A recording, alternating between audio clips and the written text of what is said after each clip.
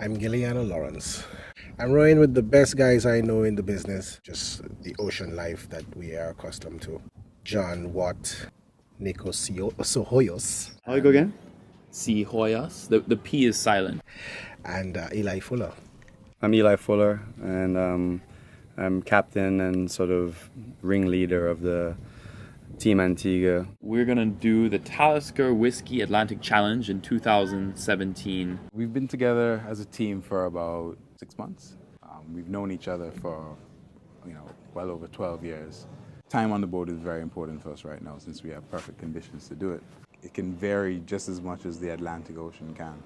So it really helps that everyone's familiar with the boat. We're all commercial fishermen, yachties, boat people, so we spend a lot of time in the ocean. Every week we do 1 or 2 days of rowing along the leeward side of Antigua. We're spending quite a bit of time in the gym and on the rowing machines trying to get conditioned as best we can. The plan is to do at least 1,000 miles of ocean training before the December 2017.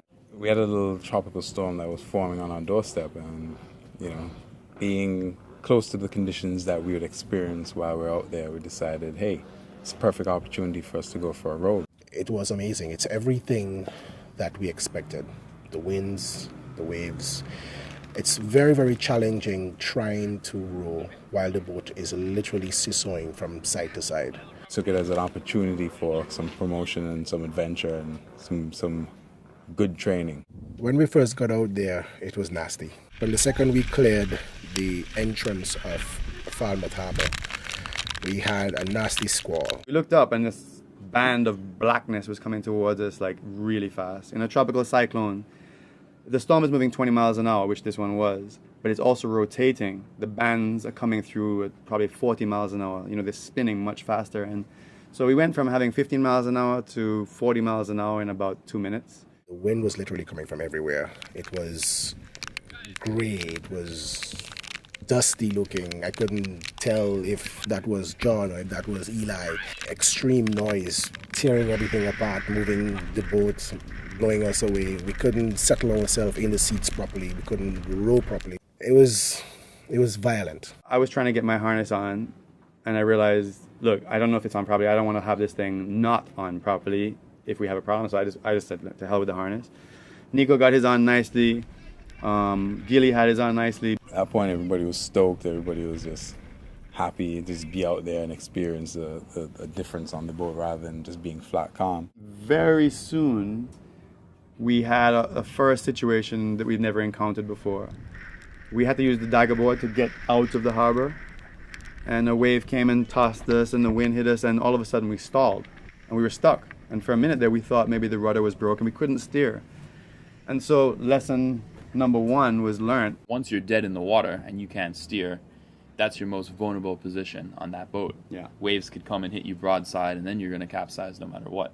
When you're rowing in calm weather, it's the same motion, it's the same, nothing changes. So getting out there was different for everyone. Learned firsthand that in big seas, you have to be prepared for big waves. When we got by Cades Reef, I think that's when the most panic kind of set in. And now all of a sudden we're getting close to the land. We got to make a turn soon, head into Jolly Harbor. And normally you come in through the channel between Cades and Antigua, and we noticed that was all whitewater. That was all breaking waves. So it would be the equivalent of just throwing yourself into a washing machine. The team made a good decision. We went around backside and a little further west. Now we're being forced to go through the bottom of the reef, and it's blowing 25, 30 knots that way.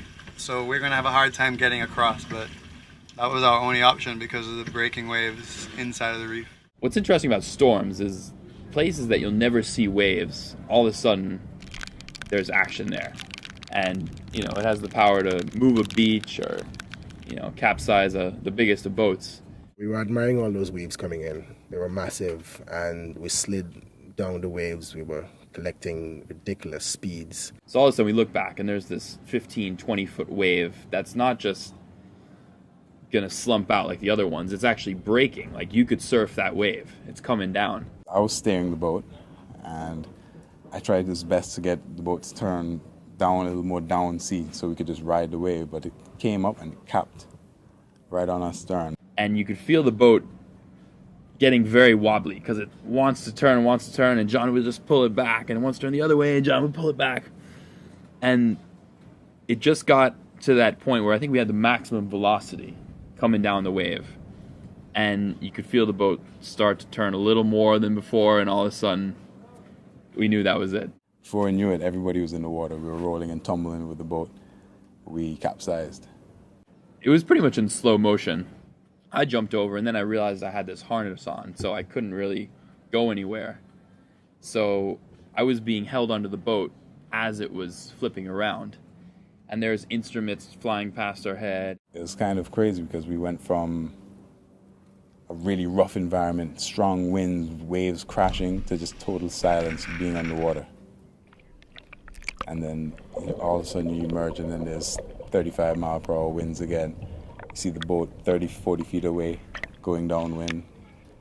Boat was flooded, debris everywhere.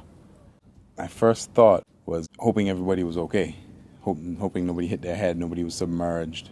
As soon as it popped up, made sure everybody, looked around, everybody checked with everybody was there. When I got to the boat, Nico was holding on to the boat, and the strap was all tangled up, and he had this kind of look on his face like, I just died. Like, wait, I'm alive. It was almost like a dazed and confused look. I remember being angry with the harness because it just restricts you.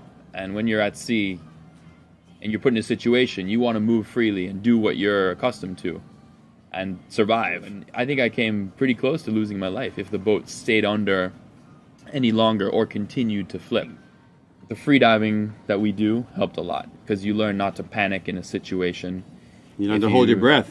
Yeah, you hold your breath, really. It hasn't deterred me anymore. Matter of fact, it's kind of prepared me for the event that it happens again because we have the experience now. I can rely on all my teammates in a very scary situation or a serious situation, rather. I know they're solid guys, and everyone had their head on. Nobody questioned what to do. Everybody just did. And that's what's going to be the anchor of our team, is that everyone's doers. And everybody did what they had to do to get us back on rowing, and in 20 minutes we were rowing again. In the end, we were all very lucky nothing happened. I mean, when I got back on the boat, I thought that it was over. I thought we lost everything and we're going to have to get a new boat. And piece by piece, we all started bringing back parts of the boat. Eli and Nico were able to get on the boat first, deploy the sea anchor, straighten her up, get water going outside, bailing, bilge pumps. Everybody was okay, not a scratch. There's no injuries. Nobody got hurt, bruised. It was good. I mean, considering what had just happened. In the end, I think we were missing a speaker, a seat, and we had a couple instruments off the top that went overboard.